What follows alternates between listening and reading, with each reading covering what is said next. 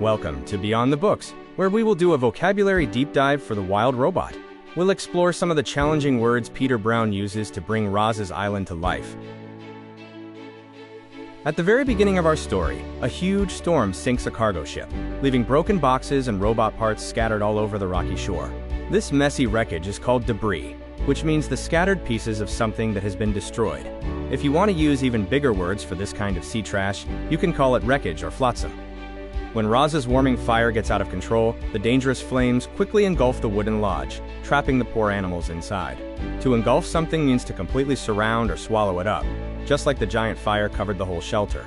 Some excellent synonyms you can use when something is entirely swallowed up are consume, overwhelm, inundate, submerge. When the curious river otters first discover Roz's broken metal parts on the beach, the author describes the rocky shore as looking very stern and cold. A stern face or place looks very serious, tough, and not at all playful or friendly. If a grown-up gives you a look that means you are not acting right, you could also say they look severe or serious, austere, inflexible.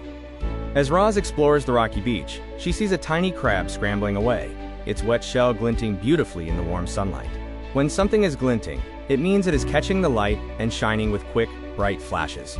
Other magical words you can use for something shiny and bright are sparkling, gleaming, glistening, scintillating. Because Roz is a computer, she doesn't climb the mountain wildly like an animal. Instead, she plans every single step very carefully. Moving in this super organized, step-by-step way is exactly what it means to be methodical.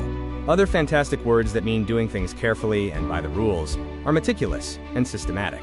Imagine Roz standing at the very edge of a giant, rocky mountain, where one step forward means a huge drop. In the book, she climbs a precipice, which is just a fancy word for a super steep cliff, so she can look down and see the whole island. Metaphorically, it can also mean at the brink of a hazardous situation, crisis, or significant change. You are standing at the precipice of a big change, as you move from elementary to middle school, or middle school to high school. When the freezing winter snow gets too deep, the forest animals travel to Roz's warm, wooden lodge to find a safe refuge from the deadly storm. A refuge is simply a cozy, protected place where you can hide from danger or bad weather. Some other wonderful words for a safe hiding spot are shelter, sanctuary, and asylum. Remember, refuge and refugee are two separate words.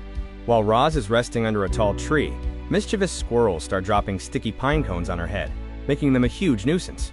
A nuisance is anything or anyone that is really annoying and keeps bothering you while you are trying to relax or do a job. If a buzzing mosquito will not leave you alone, you can call it a bother, a pest, vexation, or pestilence.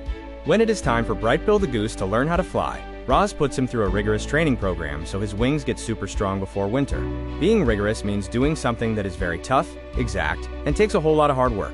If you are talking about a really hard sports practice or a tough teacher, you can also use the words demanding, strict, stringent, stern. To stop scaring the forest animals with her shiny metal body, Roz covers herself in mud, vines, and flowers, so she looks just like a bush.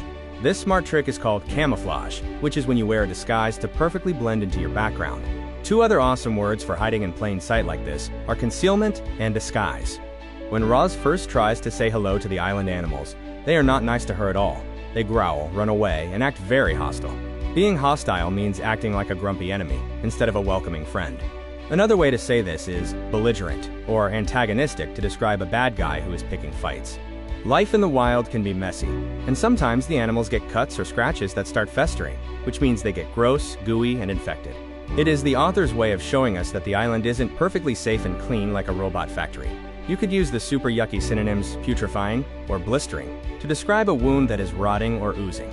This word can also be used to describe something that has nothing to do with a wound, like situations, emotions, or problems that worsen over time due to neglect or inattention. Example: instead of telling his friend he was sorry, Leo let his guilt fester in his mind until he felt too embarrassed to even say hello. Once Roz is covered in her leafy disguise, the baby animals in the forest stop running away and actually come closer to bravely investigate her. When you are full of questions and want to learn about something new, you are being very inquisitive. You can also use the big words analytical or scrutinizing to describe someone who is looking closely at a mystery.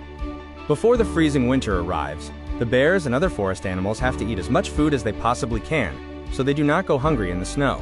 To gorge means to stuff yourself completely full of food in a very fast and greedy way. Other fun, advanced words for eating a massive amount of food are glut, devour, and consume. This describes the verb gorge. The noun gorge means a deep, narrow valley with steep, rocky walls. When winter finally sweeps across the island, it brings freezing snow and ice that is super dangerous for the poor forest animals. The author uses the word frigid to describe this dangerously freezing, bone-chilling cold. Two other powerful words you can use for freezing winter weather are glacial and arctic. To survive the deadly cold, the animals must all share Roz's warm fire, which means hunters and their prey have to promise not to attack each other. This temporary promise to stop fighting and be peaceful is called a truce. When countries make this kind of peace promise, they often use the advanced words armistice or accord. By striking her metal body against a special rock, Roz creates a spark that brings a warm, glowing fire to the freezing animals. The moment that spark actually catches on fire and starts burning, we say it has ignited. If you are writing a story, you can also say a fire was kindled or combusted to make it sound really dramatic. After Roz's fire accidentally burns down her wooden lodge, the wood isn't flaming anymore, but it is still hot, smoking, and slowly burning. This slow, smoky burn without bright flames is what smoldering means. You can also use the amazing words seething or scorching to describe this quiet but intense heat, or even a feeling of hidden anger. When the grumpy bears finally wake up from their long winter sleep, they are super hungry and let out a giant echoing roar that shakes the trees. When an animal or a person shouts in a very deep, loud, and angry voice, we say they bellowed. If you want to impress your teacher, you can also say the angry bear howled, hollered, or bawled. When the scary RECO robots finally find Roz, they think she is broken because she acts like a wild animal instead of a normal machine. They call her defective, which simply means something is faulty or not working the way it was originally built to. If you want to sound super smart, you can also describe a broken or weird gadget as anomalous or compromised.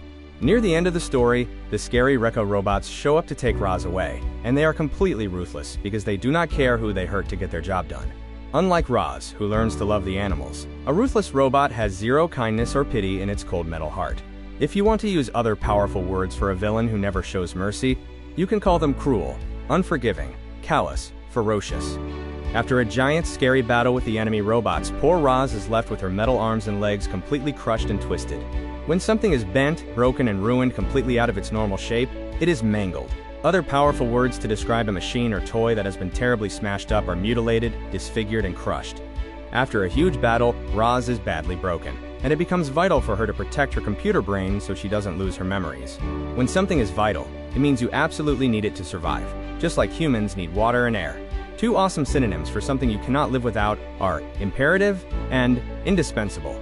When the terrifying airship arrives to take Roz away, the animals feel a deep sadness and panic because they want to save their robot friend. This scary, helpless feeling where you will try absolutely anything to fix a bad situation is called desperation. If you are ever writing an exciting story, you can also use words like distress, despondency, or anguish to describe this intense, worried feeling. That wraps up our incredible word journey through the wild robot. Keep your eyes peeled for these big vocabulary words the next time you read. Thank you for exploring with us at Beyond the Books, and see you next time.